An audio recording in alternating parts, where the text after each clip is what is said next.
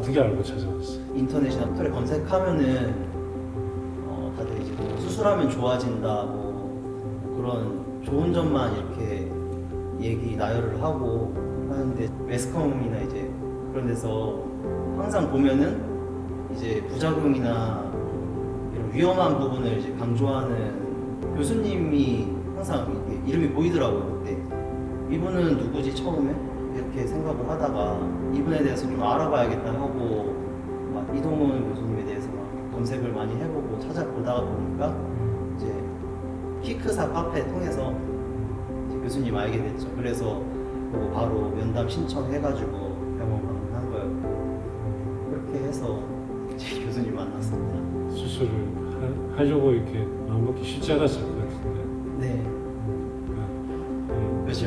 용기가 어떻게 이런 큰 수술을 어떻게 했는지 모르겠는데 그때 홀린 교수님을 것처럼. 만나서 상담을 한번 받으니까 믿음이 너무 많이 갔어요. 그때 교수님하고 이제 대화를 하고 나니까 불안감이 싹 사라져가지고 내가? 이 교수님한테 뭐 수술해라 이런 얘기는 안 했을 거예요. 그쵸. 저 같은 경우에 그래서 교수님 만나서 얘기해보고 그때 믿음이 이제 확실하게 가가지고 바로 수술 열심히 했습니다. 근데 이 수술도 솔직히 제가 교수님 뵙고 상담하고 바로 결정했잖아요. 바로 수술을 해야겠다 이렇게 마음을 먹고 바로 했거든요. 정말 후회는 안 하고 오히려 왜 더 빨리 안 받았지 이런 생각, 그 교수님을 더 빨리 알지 못했지 그런 아쉬움이 좀 있었지 후회는 하나도 없었어요. 그래서 마취 했을 때 어땠어요? 수술 받을 때 일단 그 전신 마취를 하잖아요. 약 투여하고 그냥 눈 감았다 뜨니까 수술이 끝나 있었어요. 이제 그때 당시 몰랐어요. 내가 수술을 했는 그 사실을 몰랐고 그냥 눈 뜨니까 여기가 뭐 하는 곳이지 막 이제 간호사분이 이제 수술 끝났다고 일어나시라고 막 깨우시는 거예요. 근데 뭔 수술 말씀하시는 거지 막 그런 생각 들었거든요. 무거운 느낌은 드는데 큰 그런 감각은 없었어요. 연장할 때는 어땠어요?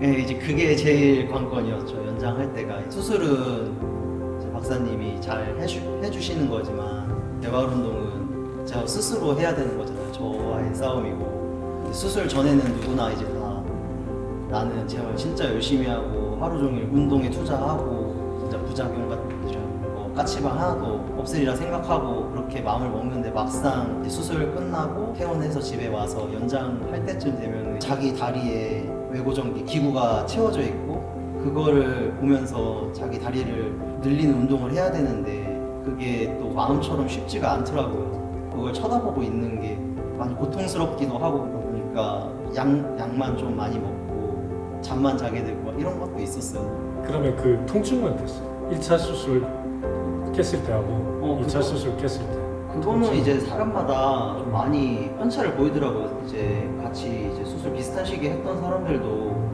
어떤 분은 2차 수술이 더 아팠다 뭐 이렇게 말씀하시는 분도 있는데 저는 2차 수술 후에는 정말 이거는 크게 아프지 않았어요. 오히려 시원한? 그것도 마찬가지로 이제 기구를 떼고 나니까 뭔가 해방감 그런 게 엄청 컸어가지고 보통은 크진 않았어요. 저 같은 경우에는.